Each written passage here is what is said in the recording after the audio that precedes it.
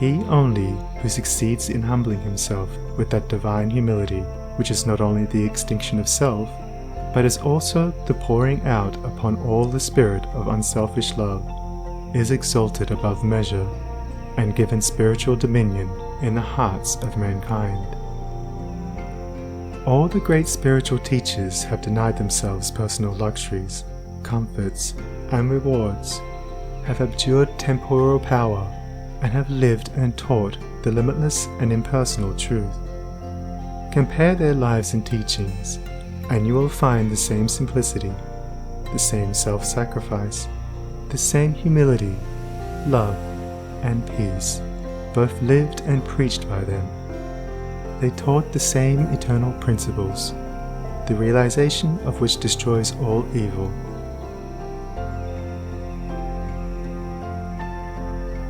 Those who have been hailed and worshipped as saviors of mankind are manifestations of the great impersonal law, and being such, were free from passion and prejudice, and having no opinions, and no special letter of doctrine to preach and defend, they never sought to convert and proselytize. Living in the highest goodness, the supreme perfection, their sole object was to uplift mankind by manifesting that goodness in thought, word, and deed. They stand between man, the personal, and God, the impersonal, and serve as exemplary types for the salvation of self-enslaved mankind.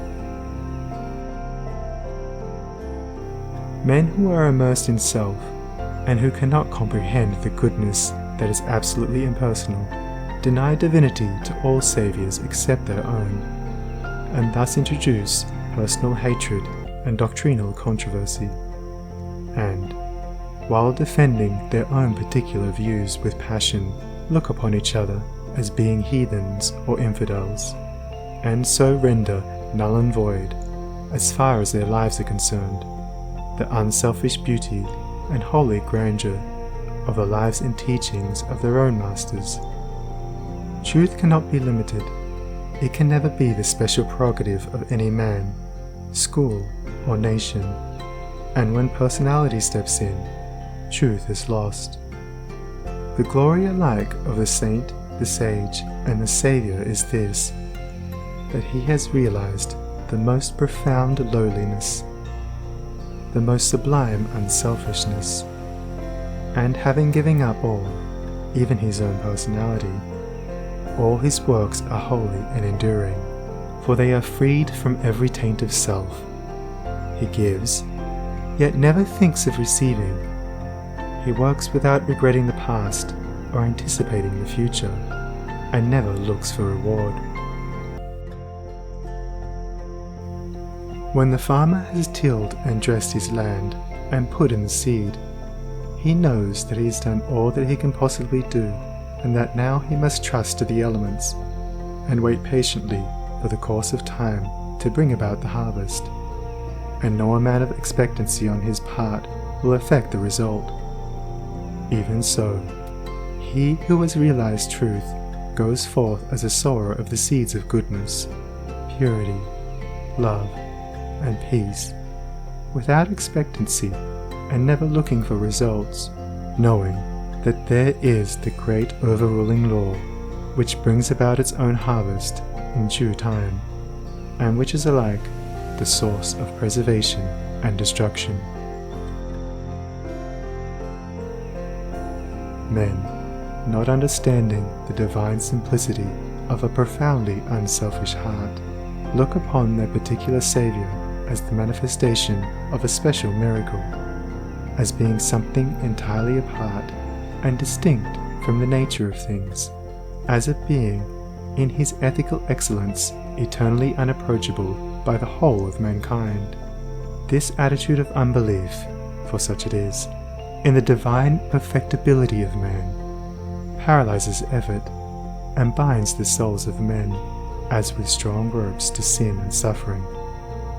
Jesus grew in wisdom and was perfected by suffering. What Jesus was, he became such. What Buddha was, he became such.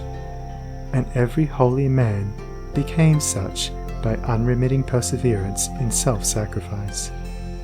Once recognize this, once realize that by watchful effort and hopeful perseverance, you can rise above your lower nature, and great and glorious will be the vistas of attainment that will open up before you.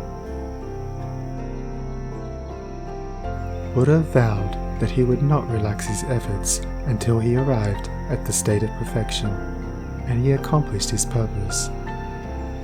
What the saints, sages, and saviors have accomplished, you likewise may accomplish, if you will only tread the way which they trod and pointed out, the way of self-sacrifice, of self-denying service. Truth is very simple. It says, "Give up self, come unto me, away from all that defiles, and I will give you rest." All the mountains of commentary that have been piled upon it cannot hide it from the heart that is earnestly seeking for righteousness. It does not require learning. It can be known in spite of learning.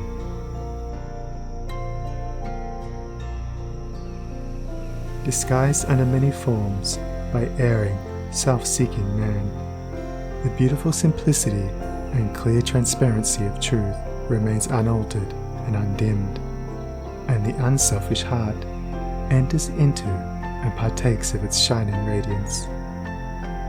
Not by weaving complex theories, not by building up speculative philosophies, is truth realized, but by weaving the web of inward purity, by building up the temple of a stainless life, is truth realized.